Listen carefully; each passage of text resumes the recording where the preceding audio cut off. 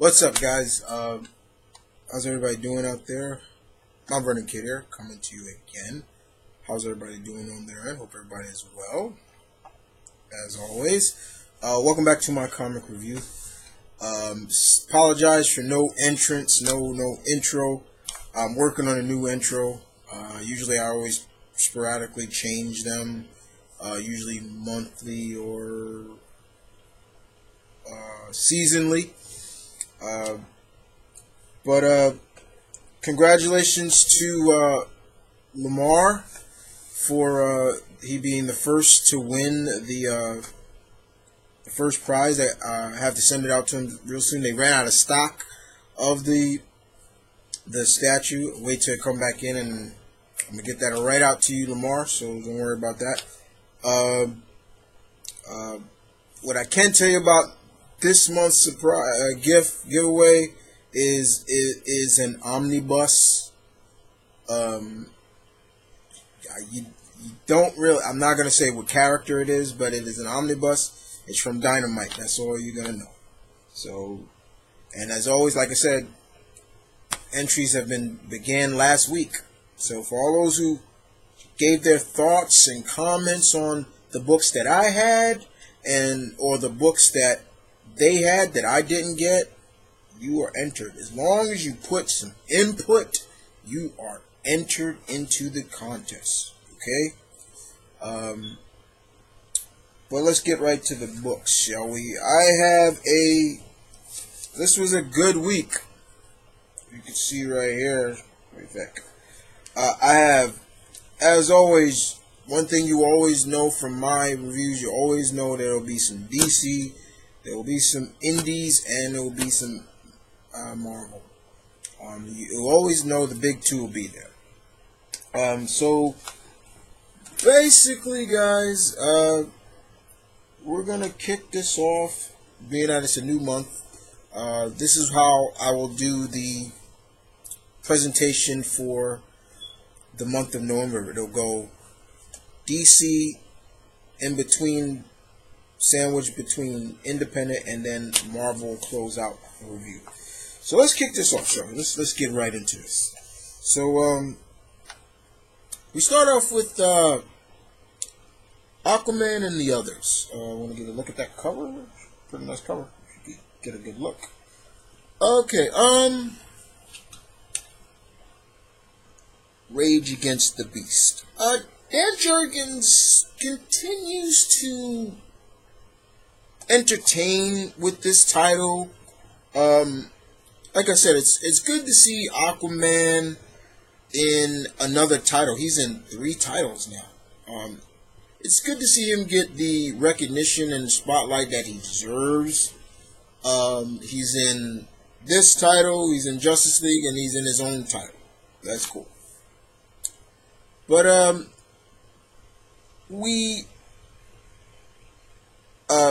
Medina's artwork is really good in this. Not gonna lie about that. Yeah, right. Medina does the artwork, right? Just want to make sure.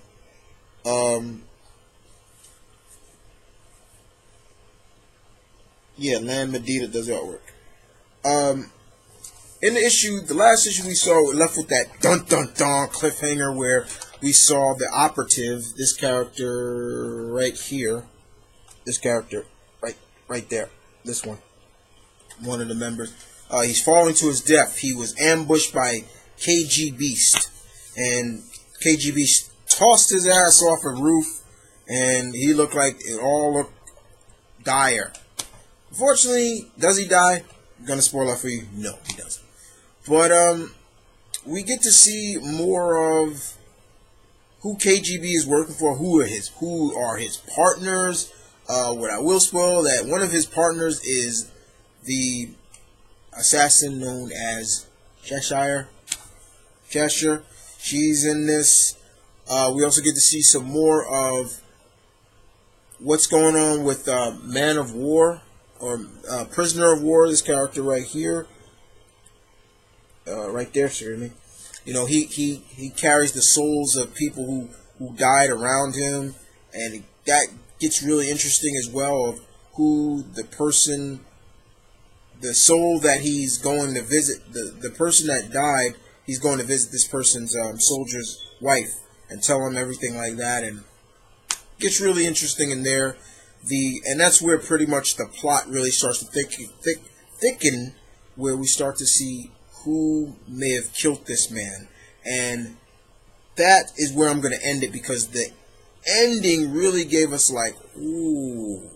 So once again, like I said, Mr. Dan Jurgens still continues to entertain us with this title, and I really enjoyed it. Was it great? No. Was it flawless? No. But it did entertain me, and that's what it needed. Alright. Detective Comics number 36. This is the second part to the Terminal story arc. Benjamin Pierce and John Paul Leon artwork. Leon's artwork, very noirish, like I said. The coolest thing about this is Pierce continues to showcase, that despite everything that's going on, Bruce seems to always be able to keep his calm. And we see this in there. There's this...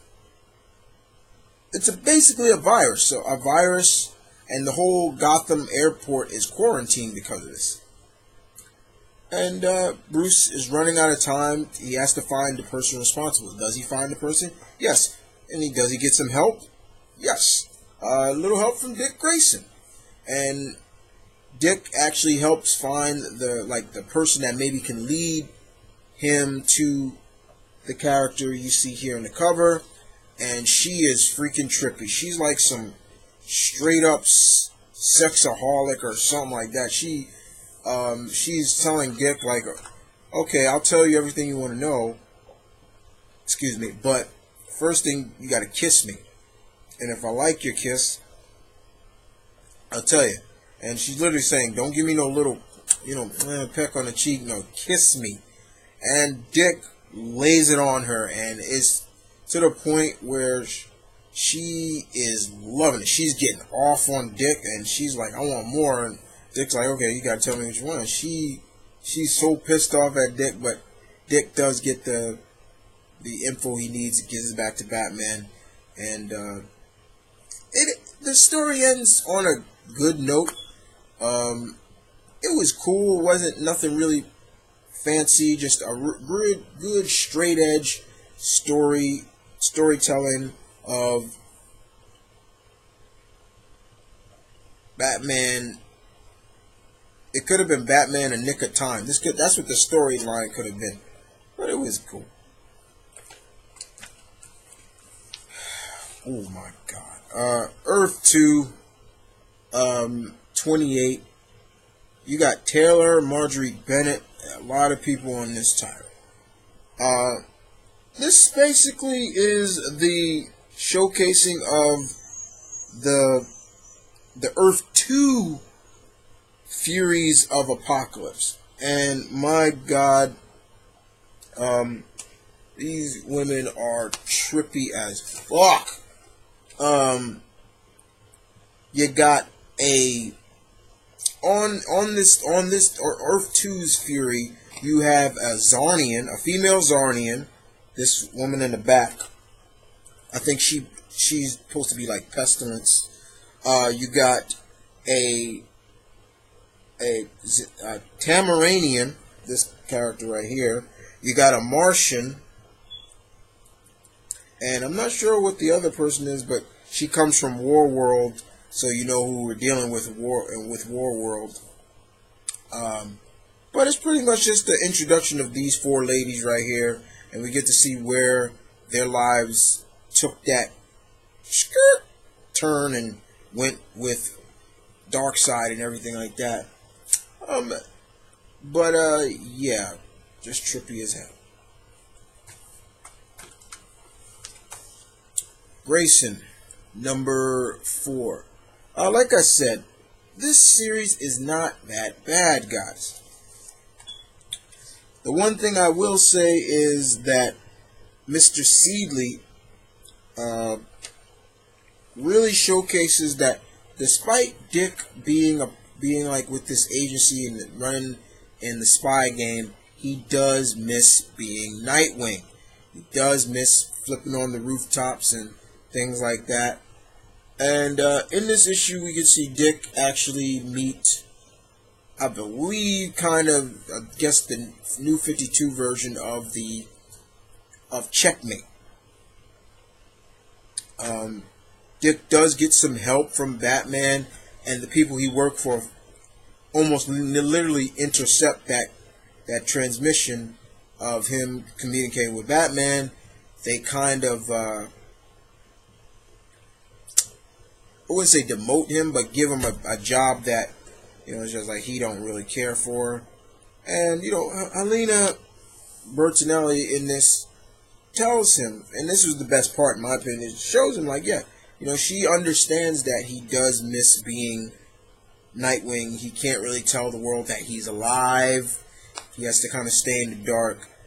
And yeah, it does feel a lot like Marvel is Dick into Bucky the Winter Soldier in a sense, but it was okay. It wasn't that bad. It wasn't great, but it was good enough for me to really get the gist of what Mr. Seeley is trying to get across. And the fact is, yes, Dick misses being Nightwing. Green Arrow 36.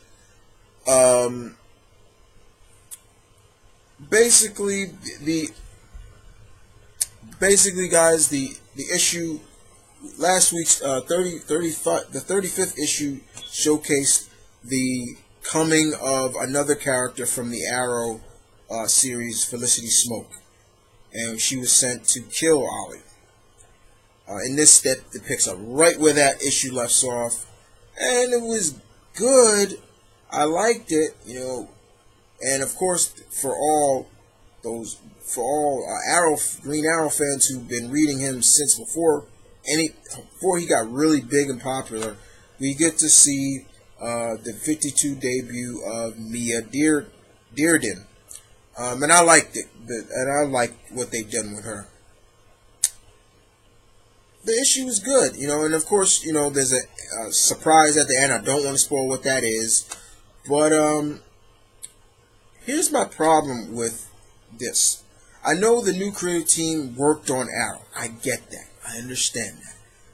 But my problem is very, very simple. Is that I don't like the fact, basically you're inserting characters that are part of the Arrow show into the DC universe in general. They started with Diggle, and I've said my piece on that, and now Felicity. My problem is that there's no balance because you already have the Arrow comics, so keep them there, and you don't need to bring them there. Bring them here, but it just, I just feel like, they're doing this to get people to read the series. It's like, hey, look at it. Now we got characters from the Arrow series in here, so here you go. But then it's also like, I can get on without them being in it. And this Felicity Smoke seems very much like the same Felicity Smoke in the series, but there's still no backstory of what she was and everything like that. And but it was good.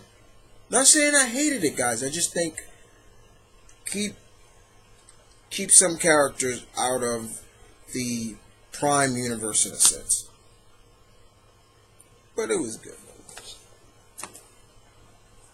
Alright.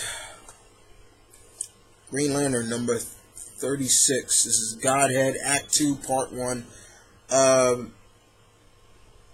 Venditti continues to deliver on this.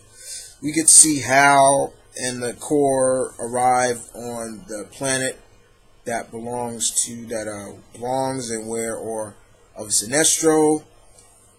Sinestro and his daughter have it out. Hal gets the note from the Guardians that Kyle is alive. He doesn't know that. He's really hurt about that, you know. And then, of course, there's a confrontation between him and Sinestro, and they're going back and forth. It's almost like they're basically playing whose dick is bigger. And it's like typical Sinestro Hal banter back and forth. But there was one thing that I thought was cool that Sinestro said. The only reason why I've never been able to kill you is because you're too unpredictable. And he says, now where is that Hal Jordan that I'm talking about in terms of like what's going on now? At the end, ooh, you talk about being unpredictable. Hal does something in this, or I should say, acts as someone that he needs help. Ooh, not gonna spoil that. All DC. We move on to indie. I got indie books from Image, Dynamite, Boom Studios, Top Cow, and Valiant. Let's kick it off with none other than Captain Midnight. This is Dark Horse. This is issue number 16. Full Moon at Midnight. Like I said, Mr. Williamson still continues to shine with this title. Basically, this is just this was a Halloween issue. After the last issue, Captain Midnight is in the town of that was burning in the last issue. What was the town called? Nightshade, Nevada. He's helping rebuild the town, helping things like that. And his partner brings him something that may have him connect to his era, an old, 1930s, 40ish radio and they're listening to an old Halloween special on the radio, and things just start getting really trippy from there. Werewolves attack and things like that. The town switches, and this does happen. Captain Midnight does become a werewolf, and but other than that, it was fun. It was just a fun Halloween episode. That's all.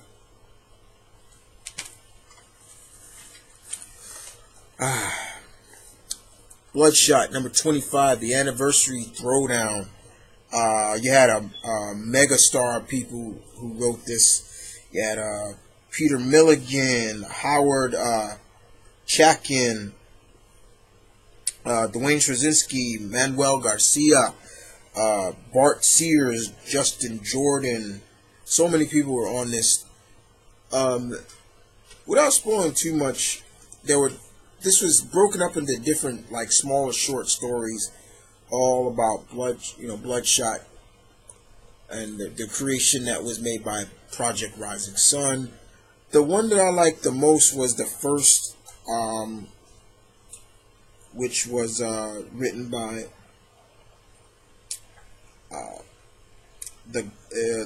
which was written by Peter Milligan. It's called The Glitch. That was a sad story, but it was good, but very sad. Since none of Bloodshot's memories are his own, but it was really good. And then, of course, you see what happened. The people who are chasing him do something to him, and you're almost to the point. You look at the people responsible, and you're like, you motherfuckers! I can't believe you did that. But that was my favorite story. Then it goes from there, and it goes to other stories. But other than that, this was a good 25th issue, the anniversary of Bloodshot. Bloodshot, for all you guys that don't know, he came out in 1992. He's been around for a while, and it's good to see that. But other than that, it was cool. So to all everybody who worked on this, kudos. Kudos indeed. Cloaks, number 3 of 4. One more to go for this miniseries to end. Adam, the little boy here, who is now like an agent, still trying to track down the woman, the blonde female that he met in the first issue. She's an enemy. She's an enemy spy. And he's using all the skills that he was taught and deductive skills that he's been learning. And this girl seemed to be, the blonde, she seems to be always like one step ahead of Adam and the rest of the organization he works for. And we see that in this issue a lot. We even get an individual in here who can shut down his pain receptors and things like that. And Adam's just like, how do I beat this guy? I mean, this guy took a bullet to the shoulder and somewhere else, and he just shoved it off. But it ends on a dun dun dun moment. But good cliffhanger. Monroe and Navarro, you still continue to do good. I can't wait to the last issue of this bad boy. But Cloaks number 3. Good. Jennifer Blood, Born Again, number 4. One more for this miniseries to end too. Jennifer starts to realize that all the stuff she's done over the years is finally being put out there, and it's making her really an easy target. She's still trying to find her counterpart, basically, the person dressed up like her and causing a lot of trouble. And she realizes that, she has to be smart about it. Because she kind of enjoys the hunt. And the woman that she's turning is actually an ex-Marine, so it's kind of like, so I got to stay kind of steps ahead of her. And we get to see that in this. Jennifer pulls no punches at all. She leaves it on the line. If she don't like you, you better be praying to any god you worship, because if not, you about to get a bullet in your head. Like I said, guys, Jennifer Blood is Punisher, just female. That's all. Turok, number 9. Greg Pak, Paul Tobin, Stephen Downry. Good, very good. This does not happen though. It said basically Turok was gonna meet Sherwood Forest's own Robin Hood. No, he doesn't. This is not it. He does not meet Robin Hood here. But he goes back to the tribe that started with him, Kitta and all of them, and Akamar and all of them, and they're like, where have you been? And he kind of tells them where he's been. He went to the land where his parents grew up and things like that. They start to realize that we get to see that one of the women, that the daughter of one of the Crusaders that came in the first issue, she's like with them. Her name is Marion. And she's like, you guys should come with me back to England, Great Britain. There's nothing here for you anymore. So, and they kind of decide, okay, we're going to go. Turok is like, I really have no place to go, but I'll go.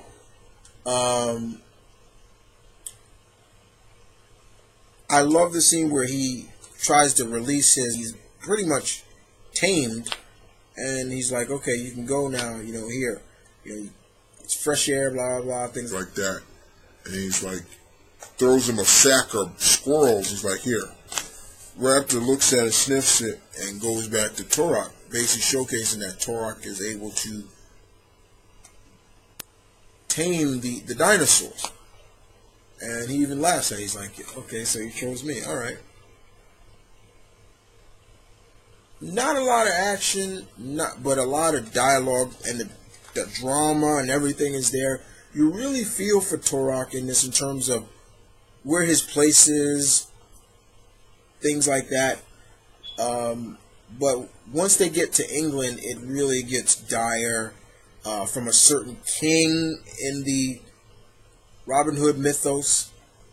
But I'm hoping to see this really, Turok does meet Robin Hood. But other than that, not bad. Alright. Moving along. Ed Brubaker and Stephen Avenon's Velvet. This is good stuff. Number 8. Brubaker continues to showcase why he is in my opinion, one of the best comic espionage writers. This guy can do it. Evan's artwork is beautiful. And Velvet is really, she's in a bind here. Let's just say she gets shot at, this happens to her, all to find something very important that may change or sway the people she works for. But not gonna spoil anything on this bad boy. This was just really good. I recommend Velvet. It's not too late to jump on board with this. It's only the 8th issue. It's good. It's all indie. Marvel time. All new X Factor, number 16. Still the tie into Axis. Oh, baby. This was good. Peter David, the Mr. King of Suspense, cliffhanger endings, continues to shine in this. Gonna just give you a little bit of tidbit. Basically, Lorna finds out about why Quicksilver is on the team. She doesn't really like it. That stuff like that.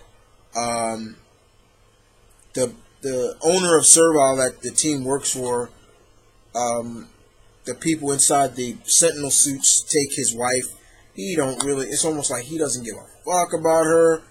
Things like that. The best part is showcasing Danger.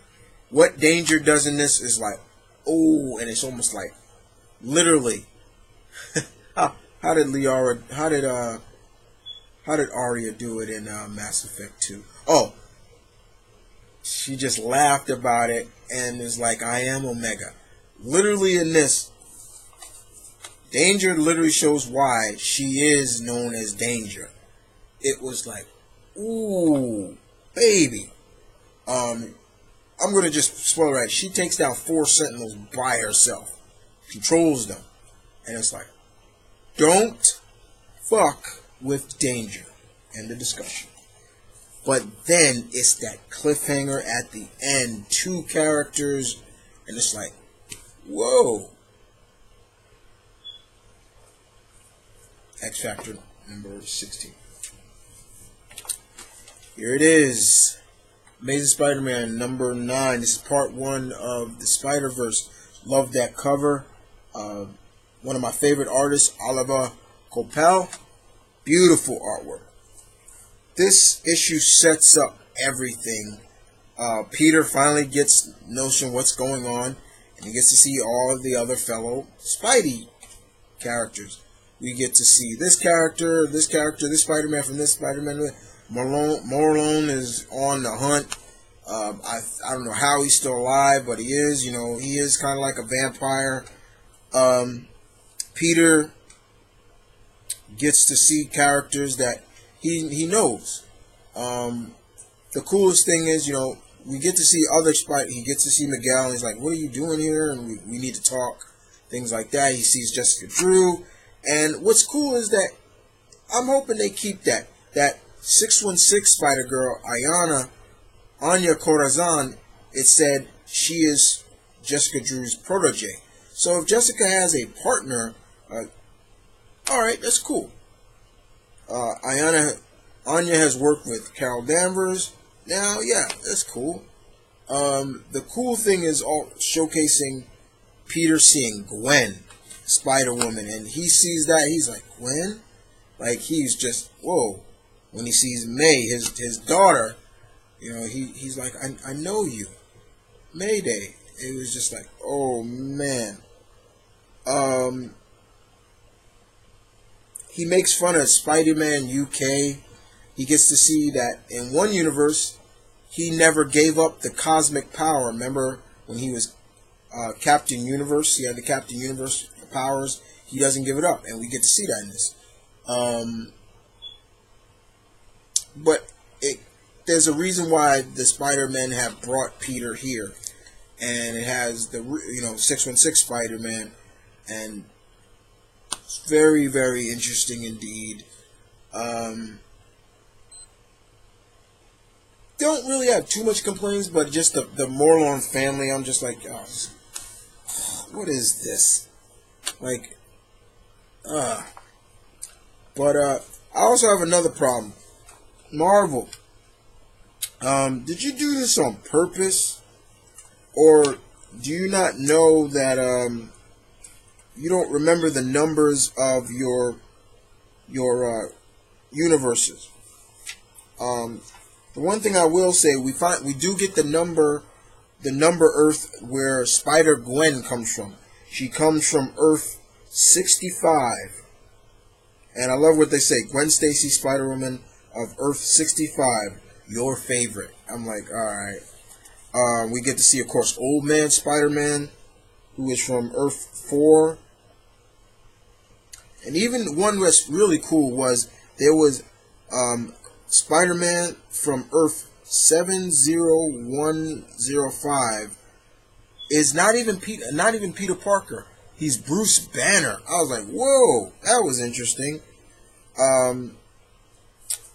But like I said, we get to see Gwen, but my problem here's my problem. Marvel, are you forgetting your own number of the Ultimate Universe? What does that say? That says Earth 6110. No, it's Earth 1610. Get it right, Marvel. You're forgetting your numbering. But this was just a good setup, especially what happens to Miles and Jessica Drew of the Ultimate Universe. But yeah, good stuff. I'll have to admit it. It's good setup. The artwork really made me like it more. Axis number 4. Look, Marvel, what is your goddamn problem with...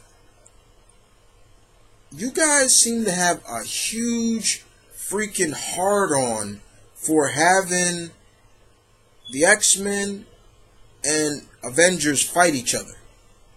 It's like you guys got a huge hard-on. I'm sick and tired of it.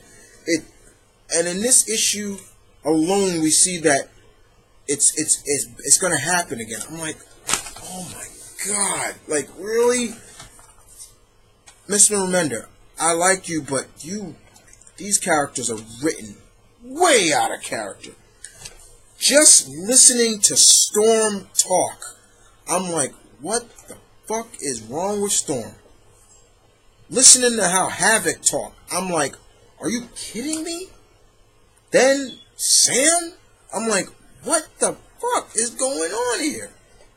I'm like, and I was so heated. I was like, when I first read it, but then I read it again, and I'm like, wait a minute. Perhaps something is going on that I'm missing. Maybe they're acting this way because of something that the Red Skull did. I don't know. That's just a theory of mine. But, however, once again, I'm like, are you kidding me? You're going to have these two great hero factions fight again. What the hell for? Because you get off on it? I'm like, are you serious? It's like, oh my God.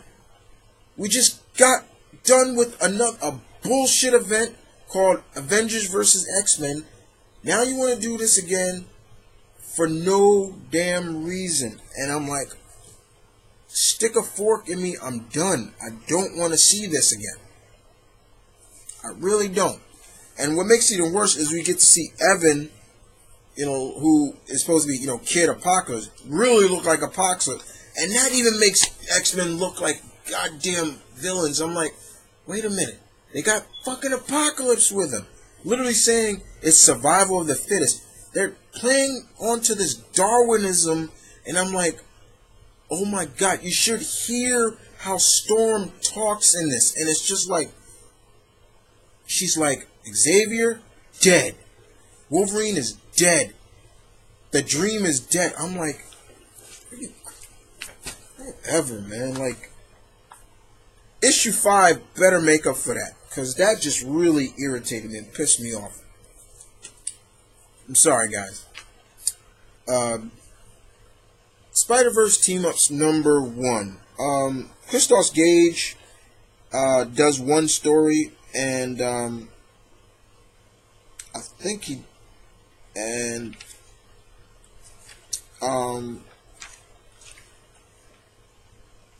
Wait. And Christos Gage does one story called The Power of the Positive Thinking, and Stern does another issue, does the second team-up story. Roger Stern. In the first team-up story, we have Old Man Spider-Man and Spider-Ham going to Earth 994, where they get Ben Reilly. Ben Reilly Spider-Man, and he's fighting all these different versions of vultures that was literally sent by the inheritors or Morlun's family. That was fun, especially the stuff between Ben and Spider-Ham, which was fun. And the second story is from what Earth are they on? They're on Earth. They don't really say. It just says it's another reality. But in this episode, it's Spider-Man who still has his 6 arms from his mutation, and Spider-Man Noir, and they're trying to make sure to keep the Spider-Man of that universe safe from the inheritance. So, and he in this universe, he still has Uncle Ben and Aunt May. He's in the hospital because he's about to turn into the Man Spider. I love the banter between 6-armed Spider-Man and Spider-Man Noir. Spider-Man, 6-armed Spider-Man is calling him Bogart. And I love how Spider-Man Noir is like, why does he keep calling me that? Like Humphrey Bogart. It was really fun. Nothing really to complain about this issue. Just hope to see where these characters go. Alright, guys. I'm going to wrap this up with X-Men number 21. Mark Guggenheim does the writing. Harvey Tabayo and Dexter Soy share the artwork. The X-Women are still dealing with what's going on the Peak. The Peak is the station of Sword. We find out that Sword has a betrayer, a traitor. His name is, what was his name again? Manifold Tiger. And he tries to kill Comatose Storm and Cecilia Reyes. Cecilia does the best she could to protect herself. Cecilia Reyes, she's a mutant that she can make all types of different force fields. Pretty cool. And she's also a certified doctor. She's a doctor. She's trying to help Storm. Also, we get still dealing with Deathbird. Things like that. This Manifold Tiger has pulled no punches. He's going to do whatever he can to take down the Peak. His employer has worked on some special creations called, what are they called again?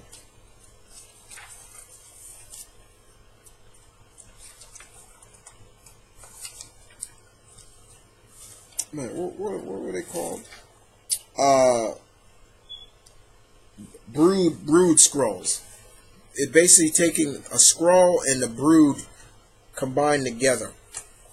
And that's who Manifold's Tiger is working for. Jubilee kind of shines in this. Deathbird does, and when Rachel tells her to stop, when they finally confront Manifold Tiger, it was really intense, especially because Deathbird is like, you of all people telling me to stop, why? It was pretty damn interesting to me.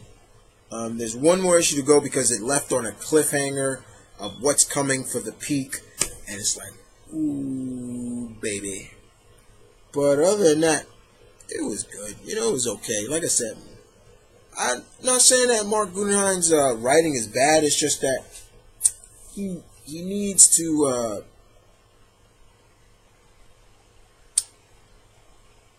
do a little bit more suspense. That's what I'm looking. But it was bad. There you go, guys. I hope you enjoyed that. All the books that I read this week was pretty good, excluding some of them. You saw me throw one book. If I don't like it, I'm gonna be honest. I'm gonna keep it real with you guys. I didn't like it, but I have a theory on that. But other than that, guys, thank you for watching. Please leave your thoughts, your comments in the comments section. Did you pick up these books? Did you pick up books that I didn't pick up? Give me your input. I want to hear what you guys got to say, my fellow comic geeks. And keep those comments and input coming so you can enter into the giveaway. Like I said, this month's giveaway will be an omnibus from Dynamite. I'm going to spoil it for you guys. That's all you're going to get. You don't know, not the title. Like I said, tomorrow I will be getting the gift out to you very soon. Once the Cyborg statue comes back in stock, bam, I'm gonna hit it back. I'm gonna hit it to you guys. Hit it to you, bro. Other than that, guys, this is the Omni Geek High Lord of New York saying peace, one love, stay tuned, keep it real, guys. I'll catch you guys on the flip flop. Keep reading, stay a geek. Nothing wrong with being a geek. I'm proud to be one. And ta-ta for now. You guys have a good weekend.